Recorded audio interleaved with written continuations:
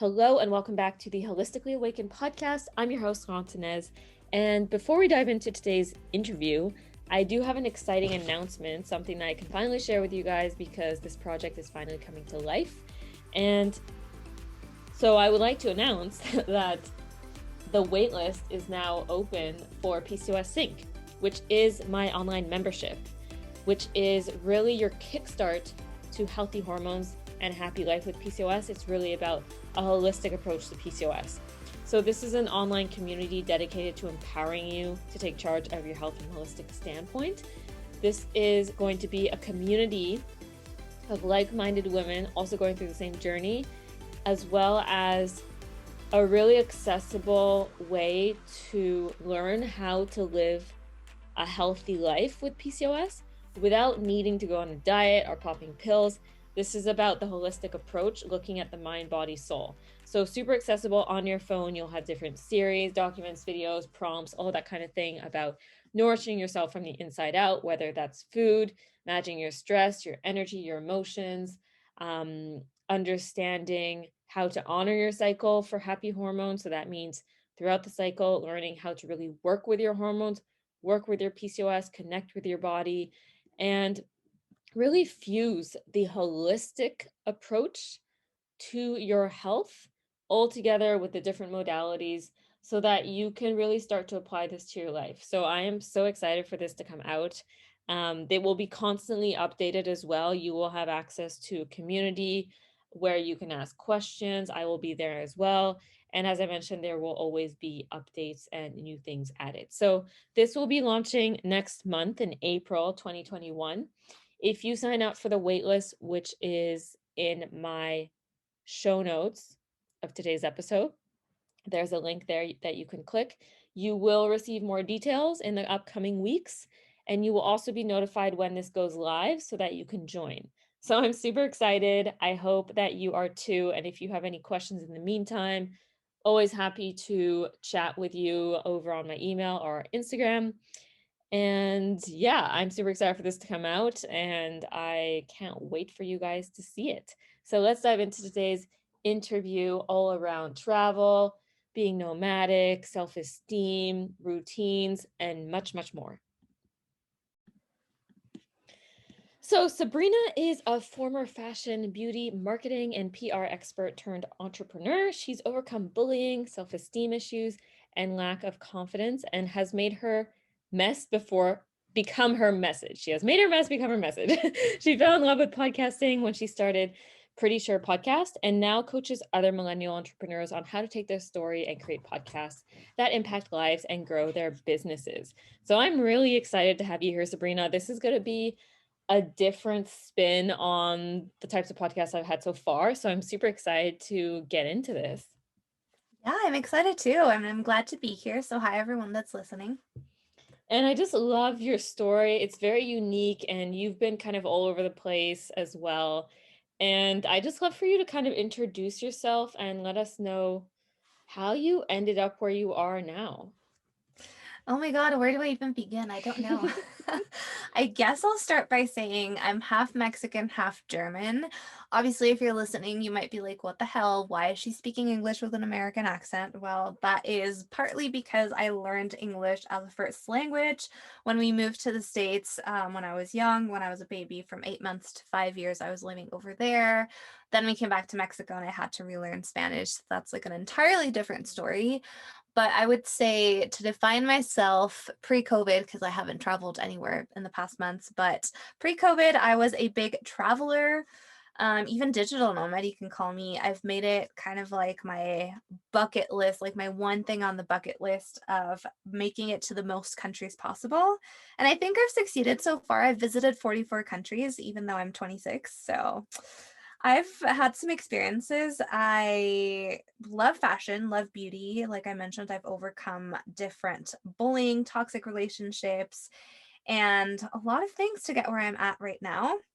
What's got me here, I have no idea. I guess sheer grit or resilience, or just, I guess, dumb luck sometimes that I just stumble upon things and end up loving them. I think that's me in a nutshell. Wow, I love it. And I can really relate to like the what's the word, exotic background, and just having like a very complicated background because I'm from Belgium, but I've also lived in like multiple countries, and like my family's from multiple countries, and I think that it's definitely something that's in your blood that you can't really like get away from when you are a traveler, or when you just are from all over the world, or when you start you literally like can't stop. Like I feel like it's a combination of the two. That's how I feel, so I can definitely like relate to all of this. I Yes. really love it, and I'd love Yes. to talk a little bit about that. So I know for me, I don't think I realized this that early, but I did realize that moving a lot and traveling a lot, but specifically when you're young, right? Like you're moving from school to school and things like that, it does impact you on various levels. Obviously, there are lots of pros, but then there are also some things that, I wouldn't be really be a con, but there are some challenges. So I'd love to hear like what is the impact that you experienced with moving all the time? How did that impact you growing up? Well, nowadays I joke, when people ask me when they're like, "Oh, like where are your friends at?" or whatever, like where do they hang out? I joke, whenever I do get married and I want to do this like bachelorette party or whatever it is, I don't know where the hell I'm gonna make it because like Mm. my best friend lives in Vancouver, the other one lives in Copenhagen, then other people I know are like spread out throughout the world. So I'm like, I honestly don't know what's gonna happen, whenever I have to get people together, like how that's gonna happen, who knows? But growing up, I think I agree with you on, changing schools. It wasn't always as fun because I would have my group of friends. And I think the best and worst experience I ever had was when we moved to Mexico City when I was 12. We moved to Mexico City and I kind of just like found myself because I really got to experience the world. I went finally to a mixed school. I used to go to only girls' school because in the city where we were living at before, the best education was in a Catholic girls only school, which I hated, by the way, but that's another topic. But when we moved to Mexico City, I kind of found my group of friends, got my first boyfriend, went to parties, tried drinking, all of these things. And then when we moved away, I was completely heartbroken. And it was the first time in my life where I really didn't want to move. And I think I begged my parents to like let me live with a friend of mine or something. And I guess throughout a couple of years after, that made me a little bit shy because I was always like, oh, well, what's the point? Like, if we're eventually going to move, why would I even try to make friends? Like, I don't care if these people are cool or not, because in a year or two, I won't see them again. And so I kind of was a bit closed off at that point. And it wasn't until I moved to Paris by myself that I actually changed that and started, being embraced in this multicultural place of other people were like me. Because I don't know if this has happened to you, but being from different places like you and growing up in different places, I was like the weird one. I was the one that didn't grow up with this Mexican background, that didn't spend her whole life in the same city, that always traveled with her parents and didn't relate. And so that was kind of a bit excluding, and it made me the odd one out rather than me being like an exotic or interesting person. So definitely a lot of challenges that came with it. And like you, I didn't realize until like later in life. Yeah, 100% can relate. Definitely the odd one out, like the weird one. Um, but you mentioned that you were more introverted in Mexico, right? And then you moved to Paris. Do you find that this was due to environment, or was there like a shift within yourself, or what really happened there? I think it was a bit of both. So, first of all, I was, like you mentioned, I was bullied when I was a child because, oh, you're too Mexican to be German, or like, oh, you're too German to be Mexican. And it was always, you're too this, you're too that. It was never, oh, you're enough, or like, oh, who cares? It was always too something. And so that kind of made me at some point not hide who I was, but kind of like transform my personality into something else so that I would fit in. And so I would downplay. I still remember like when I was in high school, my first year, I dumbed down my English so I didn't sound as snobby I thought I sounded. And so I would Mexicanize my accent so I would fit in with people. And instead Mm. of like actually getting good grades, I pretended I was kind of dumb so people wouldn't be as intimidated and they'd want to be my friends. It eventually worked. I had a lot of friends at that point. The first years of high school, I was pretty popular. I was dating a lot of people, going to parties, having lots of group of friends. I enjoyed it, but I feel like people didn't really get to know the real me because I hit that part. Mm. And when I moved to Paris, I wasn't the odd one out anymore. I was kind of like one of the bunch. Like I went to a university that had people that had maybe three different nationalities, not just two, or people that moved for a living because of their parents or because of they were like influencers or whatever it is. And so I kind of finally felt like, wow, I guess I can be myself and people will understand. I won't be the weird one anymore. Wow. Yeah, it's crazy because I think we all go through this where we suppress even just a part of ourselves because we need to fit in. And it's really from a primal need to fit in, right? Like when we Yeah. think about it, our brain really hasn't evolved that much, but everything else has like completely changed in our environment, right? So we're not living in caves anymore. But the thing is, to our primal brain, rejection is basically death. Like that literally equals death to like the primal part of our brain, which Yeah. is why rejection is just so scary, or we just don't put ourselves out there, we don't go after our dreams, we don't ask that person out, whatever it is, because it's just like this alarming reaction, and it's such a bigger deal than we actually think it is. But especially when it Yeah. comes to like, growing up, high school, university, I find that this is so much more common. I also experience this too. We don't really know who we are yet. We're not really sure about ourselves. We just want to fit in, right? And it's also a time where like bullying is a lot more common, and you're just not really finding the people you vibe with. You're kind of just like put into, I guess, a group of people who you might vibe with, you might not, right?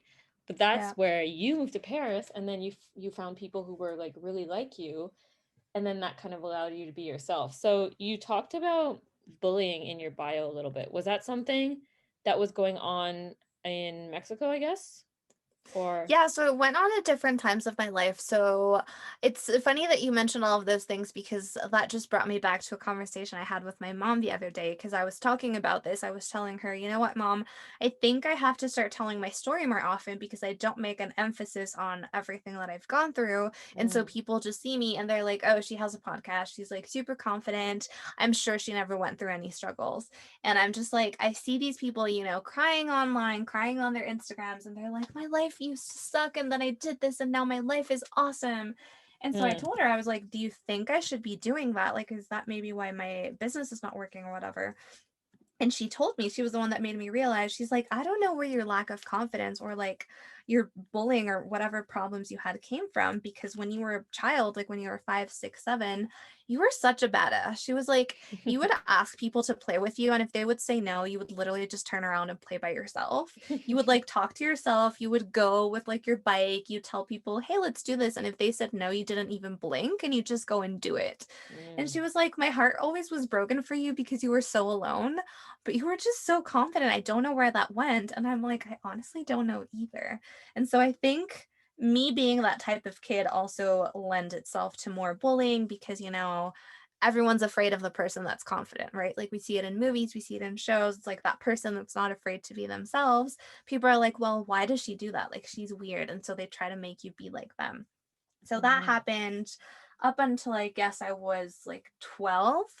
And then I lost weight. I moved schools. I, started doing things differently. I started dumbing myself down, changing all of these things. And then kind of like the bullying stopped. And I was on the other side of, oh, now I'm part of the cool kids. Like now, not necessarily I bullied people, but I kind of became that person that could decide if something was cool or not. And it was an interesting reversal role. But yeah, I think it shaped me. And that's something I think people can relate to because that made me not be confident in myself for the longest time. And when I say, I was popular, yeah, I was popular, but I was never truly myself. Like, I don't think I've ever been myself until now. Like from when I was 8 up until like a year ago, I would say I've started finally being myself again. So it's been a journey. Yeah, and I really love that you're sharing that, and thank you for being vulnerable too, because even when we fit in, quote unquote, if we're not ourselves, it still doesn't feel like fulfilled. Like we feel like we are a different version, right? So Oh yeah. I think that, all these experiences, they shape us, and we never know why they happen. Like, for instance, when we're going through any sort of situation that's not ideal, quote unquote, we never really know why it's happening in the moment, but then when we look back on it, it kind of makes sense more because, they Yeah. all lead to who you are today.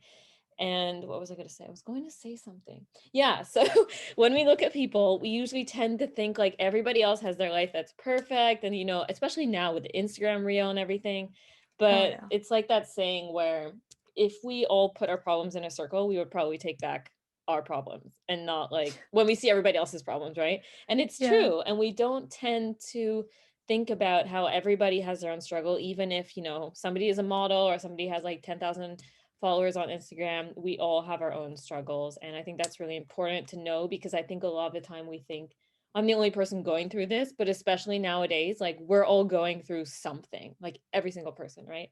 Yes. And it's funny that you talk about models and stuff like that because being in the fashion industry, I did get to work with a lot of models. I used to want to be a model when I was a kid. And so after working with them, I was like, damn, I wouldn't want their life. Like, no Mm, amount of glamour is worth, some people didn't treat them really well. Sometimes it was really cold in the shows, and they were like, well, they have to suffer because they're paid for that.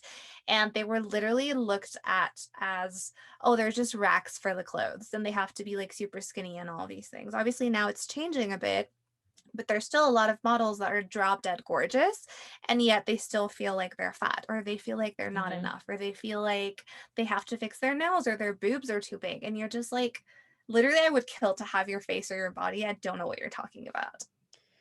Yeah, and this is becoming definitely more prevalent nowadays, unfortunately, with, media and everything, and just thinking that we need to have these perfect bodies, which really don't exist. And Yeah. there's just so much pressure, but at the end of the day, we're all striving for, whether it's size zero, whatever, and this obsession with, looking a certain way. But at the end of the day, if we even reach that, we actually realize that, oh, we're the same person. Like it doesn't actually bring happiness. And that process of, restricting all of your food and not enjoying yourself and just being like so obsessed with it, um, in my opinion, it's really not worth it because we're literally just, suffering on a day-to-day basis for this illusion. And once we get there, it's not even fulfilling us. So it's kind of this rat race that has this invisible reward at the end that never comes, but we eventually realize that. But we've all been in it, I think, to some degree, Yeah, for sure. especially girls for sure. So yeah, this conversation has gone like all over the place, but I love it because this is something that is affecting girls younger and younger now, and it's just really unfortunate. So we really have to be careful about that too. And especially I was talking to a girl about like our relationship with food. I think it was the last podcast, and she was also bringing up how we have filters now on Instagram and we're all using them, and I never even thought about that actually, and Yeah. how we're looking at ourselves differently now in this filter, and it's registering in our brain like a normal way to look at ourselves, so it's almost like we can't see ourselves without a filter anymore. And I was like, oh my god, that is so true. Like we're Mind blown. you know what I mean? And it's just crazy. So now I'm like, oh Yeah. my god, like I shouldn't use the filter all the time because yeah, it's not good. It's definitely not good. Yes, I agree. Whole But other sometimes topic. they're fun filters. They are fun, but there's kind of like a balance, right? I think it's you can use them in a healthy way, but it is true there is a point to it if we just constantly use them and we basically like we don't accept ourselves without the filter, right? Yeah. Yeah, I agree. But anyways, moving on, I really want to talk about being nomadic. This is something that I'm always striving for because I think we're both, on the same page with travel. We just love it. So I'd love to hear like what is your favorite part about being nomadic and what would be like the number one downside you would see to being nomadic?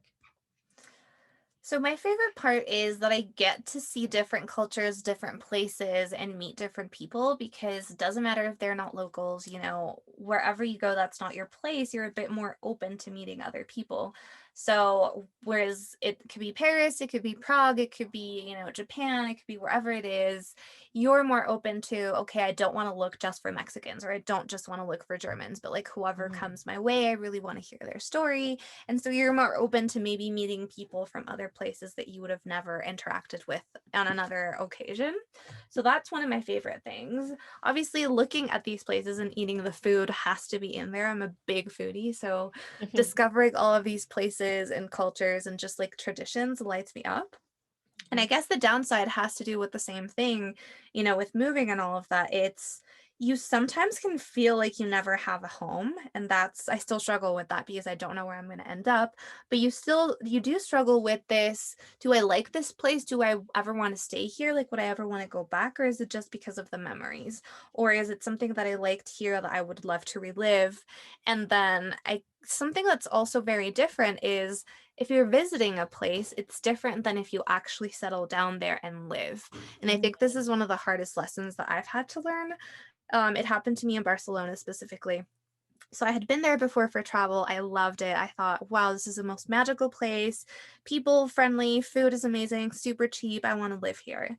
I eventually did. I moved there and I hated the whole experience. I was like, traveling is so different than living here. I hate it. I want to leave. I'm kind of screwed because I had to finish my bachelor's there, but it just made me realize sometimes some places are just meant to be kind of like a spot and not your destination. So I guess that's like one of the downsides, really falling in love with a place and then just dealing with, do I want to stay here or is it just like a moment in time that I want to leave there, you know? I can relate to all of that, literally, like all of it. 100% agree. And I love to hear because I've had this as well. Paris was one of those cities where I was like, I need to move here. I realized that I do love living there, but I don't Paris is know. hard. I feel like I just can't live there all the time, I guess. Yeah. But yeah, it is an interesting city, and I 100% agree. Like, it's never the same. I think a lot of people, like, for instance, I live in Vancouver, and a lot of like French people or Belgian people will come visit, and they'll come in the summer, and it's like amazing. Like, honestly, one of the most gorgeous places on earth. That being said, it is great during the rest of the year, but it's just a lot of like gray and like rainy, and there's not much of a social life or cultural life, to be honest. So like people will be like, "Oh my God, I have to move here." But then I'm like, "Okay, move during the winter, fall, and then decide." Or like come visit during that time and then decide because it's totally different thing. Like you can't compare a place to when you're on vacation versus living. Yeah. I love to hear like why was Barcelona, why was it so different? So If you want to here's share. Yeah, of course. I used to be very vocal about this until someone got Okay. offended, but now I'm just like, listen, it's my opinion. So even if you Yeah, get offended, 100%. you can agree or not. So I liked visiting because I was just like a tourist. So I had like the highlight reel of the city. I saw the nicest places, I went out clubbing, met people, and I experienced being kind of like just a tourist. And then when I moved there, the reality of the culture and everything hit me, and it was really hard for me to adapt because there's a lot of, obviously it's Catalonia, right? So there's Catalan speaking people Mm-hmm. there. I speak Spanish, and yet people would refuse to speak Spanish to me. They would only speak to me in Catalan because, Mm, that region of Spain is really well known to being very proud, very nationalist, but of their own region. And so people were really rude to me. Even if I would say, I don't understand, I speak Spanish, they would be like, oh, well, we don't care. We're still speaking to you in Catalan. And it was also hard because it's a city where people move to a lot, but for a time. So you never meet mm, people that have been there for really long. And if you do, they're like the exception to the rule. You usually meet people that are there for like 6 months or a year, or they're finishing their master's or whatever it is, and then they leave. And so when I was there, a lot of people just kept coming in and out of my life. So I was finding myself making friends every 3 to 6 months because my friends would just leave. And I'd meet someone new and they'd be like, yeah, I'm leaving in 3 months. Or like, oh, I'm only here for a semester. And so that was also really hard because I came from in Paris having a lot of friends and loving it to in Barcelona pretty much being miserable and not liking it at all, to the point where I was flying back and forth to Mexico or just like leaving the country and going wherever anyone would take me, whenever I didn't have classes, just so I could kind of like be happy. wow, yeah, it's definitely a different experience. I lived there only for 2 weeks. I took Spanish classes. I remember I was talking with people in Spanish, didn't have a problem, but as well, it was only 2 weeks. And I think that it's just a testament to say like everyone's different. Like, for instance, Paris, Yeah. um, everyone would basically tell me like Parisians are so rude. Like they are the rudest. You're gonna hate it. I absolutely loved it. I was striving. I was like, it was just like amazing. And I honestly to this day remember that they were the nicest people. And even in like the metro in the street, I would notice people would be very like giving and very like attentive, like, you know, just helping you, and they were very like kind. And so it's just to say that every single place will have a reputation, and you might have like a bad experience, a good experience, but it's always going to be different for each person. So it's really interesting like to hear from each person's perspective. Yeah. So yeah, that was just funny, like my take on Paris. But yeah, everyone's different. Yeah. Also, I have to say, when did you go visit Paris? Because there's definitely been a difference in the past 7 years. I do have to say that. So, the first time I moved, I absolutely had that experience where Parisians were rude. Nobody liked me. Nobody spoke French to me. I hated it. And then, fast forward a couple of years later, my friends that visit me that are only English speakers, they absolutely adore Paris because they're like, people are so friendly, people are so nice. And I can sit back and say, yeah, but that's changed. Like it used to be the opposite, Mm. but now people have opened up. So I I do think that's think, true because I was there like 4 or 5 years ago, and I remember when I visited before, I didn't really have that vibe. So yes. yeah, I think you're totally right with that. So I if never thought anyone's about that. looking to go to Paris and you've been there like in the past and you hated it, go Mm, again once COVID is over and I yeah, can guarantee it's going to be a totally different city. yeah. We're just gonna, promote Paris a little bit now. But Right? in terms of traveling, what would you love for people to know before attempting this kind of life? Is there any like specific lesson that you learned that you're like, okay, people definitely need to know this? Mm, I would say always account for the unexpected. And this has happened to me on previous travels. I would get really excited about visiting a place and then I would be kind of disappointed about the city or the place. And I would be really harsh on myself because I would say, oh my God, I thought it was going to be amazing. Like, I feel like it's an opportunity wasted and whatnot. And so I think if you're at that spot where you travel or where you want to travel to a place and you're like, I don't know if it's going to live to the standard, don't worry about it, even if it sucks. You're still visiting that place. You can get to have these opinions about that place by yourself and not let anyone tell you about it. So this happened to me in China specifically.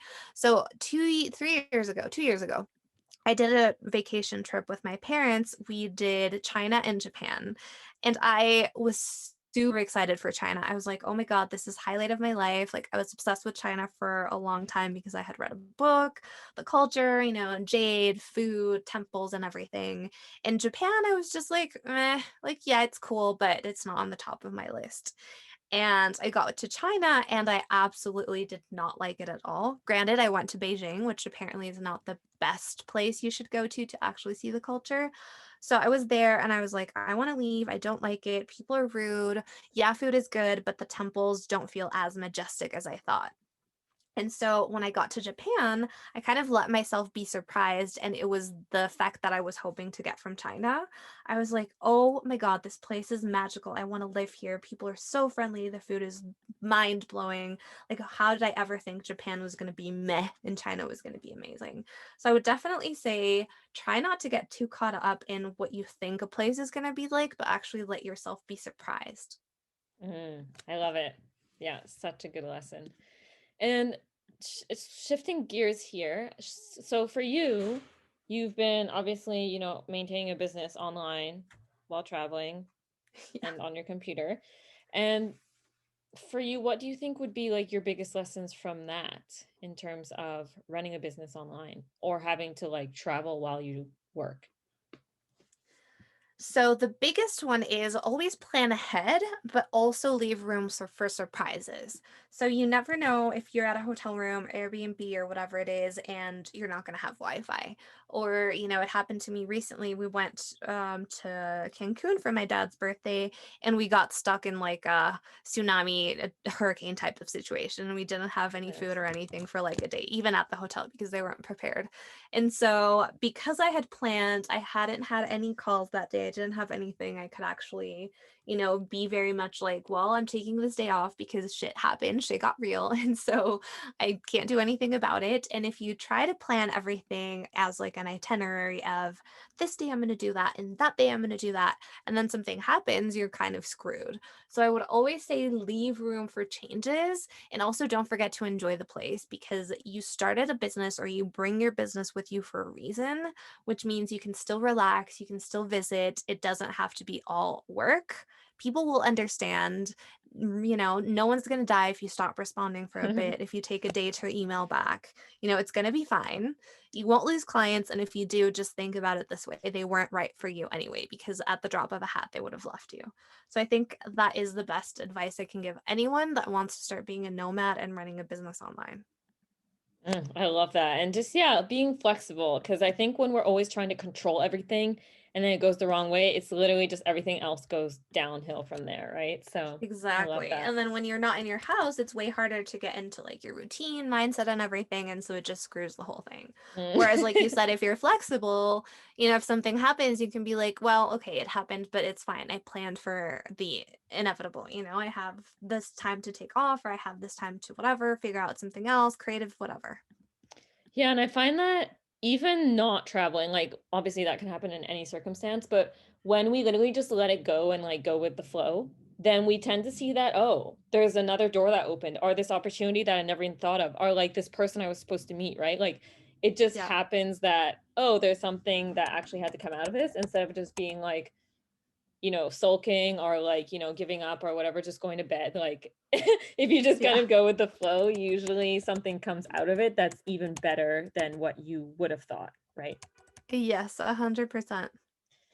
And do you have any like tools or resources or tips that you really love in terms of having a business online, whether it's like apps or websites or, organization or resources or yeah, anything like that that really pops up to your head that's been really helpful for you? I guess for me, it's been Plan. So it's Plann. I used to use Later, which Mm. both of them are scheduling platforms for Instagram. I don't usually schedule my platforms, but sometimes I do create stuff, like if I have launch or if I have something specific, like a podcast episode that's launching, I'll create content before, upload it, and then I'll get a notification on my phone when it's time to publish. So I kind of don't have to be reminding myself, oh, it's time to post, or like, oh, you didn't do this, and then I can just be on the go, right? Like I'll take an afternoon, create the content, and then even if the morning after I have a meeting or I'm like having breakfast with someone or like running around town, I can just grab my phone and be like, oh, I'm going to post now and then I'm done. So that's definitely one. Something else that I'm completely obsessed with is Zapier. So it's Mm. like Z as in zebra, Apier. My favorite invention ever in life, because it has saved me the trouble of adding people into lists and just doing so many automations that otherwise I would waste so much time. And I remember when I first found this out, I was like, this is mind blowing. How had I never figured it out? Like, if you think, oh my God, I don't want to do this because I have to add all of these people into a list, or I have to, all of my leads, I have to put them in an Excel sheet, and who has time for that? Or if you do a survey, like just thinking about having to add every single answer into an Excel sheet, you don't have to worry anymore. I promise I'm not an affiliate. Like, I wish they would give me money because I would promote the ass off that. But Zapier basically connects all of these apps together. So the only thing you have to do is kind of tell it what it needs to do each time, connect these apps, and then you can kind of be sleeping. People will respond to your survey or whatever. And then all of those responses get automatically sent to an Excel sheet. I'm telling you, it is a life changer. It has saved me so much time, headaches, and just hassle. So if you're not using Zapier, you're missing out. And definitely that's like the one investment you should make if you do use a lot of things. And if not, just get the free version. Who cares? You can still use it. I'm definitely gonna look into that. You just sold me on that. Because I just need to make my life simpler as well. I think we all need to, right? It's just about making things more simple. Oh my God, yes. Like, honestly, that's the one thing that you need to know when you're an entrepreneur. Automations and making your life easier is the one thing you're going to be so grateful for spending money on, because time is money. Oh, 100%. Thank you for that. Um, when we're wrapping up here, so really the last question I want to ask is in terms of travel, obviously routines will get altered. So I experience this a lot. Like the first day I kind of get triggered and I'm like, oh, my routine is like not the same. But what is your routine? Does it change when you're traveling? Is it the same? How do you kind of like stick to that? And do you even stick to a routine? Yeah, so I have followed this routine by the medical medium, which is Mm, this person that recommends, celery juice and a healthy lifestyle and all of that. I've been a vegan for a year, but I was finding that some of the, not sicknesses, but like health problems that I was having were still not diminishing. My acne was still bad, and I had just all of these problems. So I found him and I started following his cleanse.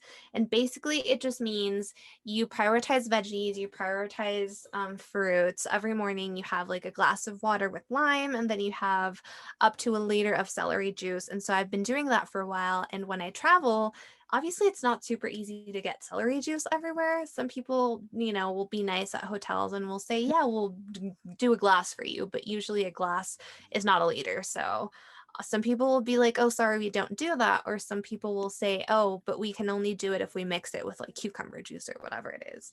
And so I've had to learn in the last year how to be okay with the fact of, okay, you know what, Sabrina? It's only a week.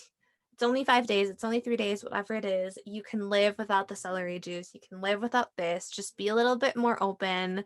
If the only thing they have is tortillas or bread and like veggies, so be it. Like, that's what you're going to eat. It's fine. You can go back to doing the cleanse when you're home. And so I think that's like the one thing for me that's usually really hard. It's food. Because back in the past, I used to be gluten free and dairy free. And so it was hard to just get people to do that. Now it's being vegan. A lot of people are more friendly and open about it. But still, I struggle sometimes because, like I said, sometimes the only thing they'll have is like lettuce or like a basic salad or a bread with veggies. And so I think food is the hardest thing to come by in terms of routine. Other than that, I try to just mentalize, yeah, like get myself in the mood of you're on vacation. You can change your attitudes. You can do different things. You can wake up later. You can work later. You maybe enjoy the day and then you work at night or whatever it is. So, food is my only routine. yeah, food can be a tricky one, especially certain areas if you're like road tripping, like, and you just want to Yes. grab something on the side of the road. Can it be tricky then? Obviously, different cities, it depends. I Yep. find that it's getting easier because we have more awareness around it. Like, people gluten free or like vegan is not so rare nowadays. Like it's becoming more of a normalized thing. But I Yeah. find like bigger cities are obviously easier. Oh, yeah, Yeah, I think 100%. I think it's really important to be prepared and like the mentality you were talking about, because this is what I always tell my clients, like if you can't have like the most optimal meal at this restaurant and you're like, oh, okay, I'm just gonna like order that flimsy little salad and everyone else is enjoying like their meal. Honestly, it's probably doing more harm to you to eat the salad while, not liking it, not enjoying the experience, being Yeah. stressed out that you're not like, optimal, versus if you actually enjoyed the meal, because Yeah. stress also has, and the mentality around your food also has a huge impact, right? So I find that that's really important, and I love that you kind of brought that up in terms of, what, it's not always going to be perfect. You can do what you can do, and the rest that's not in your control is not in your control. It's easier said than done, but yes, once you reach that point, then life gets a little bit easier and you can just like let go of some things. Yeah, and I think that when we're traveling as well, we do have like, our specific rituals and like even around food, but sometimes it can be really, what's the word? Not just enjoyable, but also beneficial to have variety. So like if you've never tried something before in this new place, then why not try it? And usually when we have these like specialties from places, they are for the most part, made from scratch, home cooked, using whole foods and all that kind of thing. Yes, exactly. Back when I was, dairy free, when I did go, so like let's say I was in the States and I would eat dairy, it would affect me way more than when I was back in Europe and I would eat a Mm. random little pizza in Italy or whatever it is because the quality is just so much better. So sometimes, like you said, it's about the fact of, well, here it might be better quality, so it won't kill me once to eat it, right? Like back to the flexibility thing. Yeah, I hear that all the time. I've also experienced it myself. And even like bread and things like that, there's obviously a lot of factors to this, but number one is like the quality and, the toxins being sprayed and everything. Yeah. But for sure, people do feel a difference. And for the most part, especially in Europe, it's a lot more like home cooked, whole food base, and they're a lot more strict with their rules. So that's Yeah. what I really love. And, just kind of get outside of your comfort zone, try something new. That being said, though, Vancouver has like the best vegan food ever, and I cannot wait to go back and visit my best friend. It does have really good food. We are kind of like the Los Angeles of Canada. So, we're Yes. very health conscious and everything. So, well, let me know when you come over here and we can go get some vegan food together. Yes. Well, actually, I'm planning to move there this year. So, not necessarily Vancouver, TBD, but when I'm in Canada, I'll definitely hit you up and we can Wow. go chat. Yes, please do. Well, it was lovely chatting with you and thank you for sharing all of your insights. I'd love for you to share with us now what you're up to specifically and how we can get in touch and connect with you or even work with you. Yeah, thank you so much for having me. First of all, it was amazing. So, I currently offer one-on-one podcast coaching programs. So, it can range from 7 to 12 weeks. It really depends up to you. I'll take you through the whole process of creating a podcast. If you don't have an idea, if you have one, how to launch, how to create, how to do the episodes, how to interview. So, I do that. And then I also have a podcast agency, which is more tailored towards people that don't have time, but still want a podcast for their brand or whatever it is. And it's a done for you service. So I have both of those things, and you can reach me on my website, which is www.sabrinasc.com. Or if you want something more personal, hit me up on Instagram. I literally live there, so I will respond ASAP. I'll send you a little voice note even. I love talking to people via voice notes. And you can find me on Instagram as at thatgirlsabrina. And I love my handle, so I will repeat it again, at thatgirlsabrina. I love it. Thank you so much. I will put all of those links in the show notes and thank you again for coming on. Thank you for having me, and see you guys hopefully soon.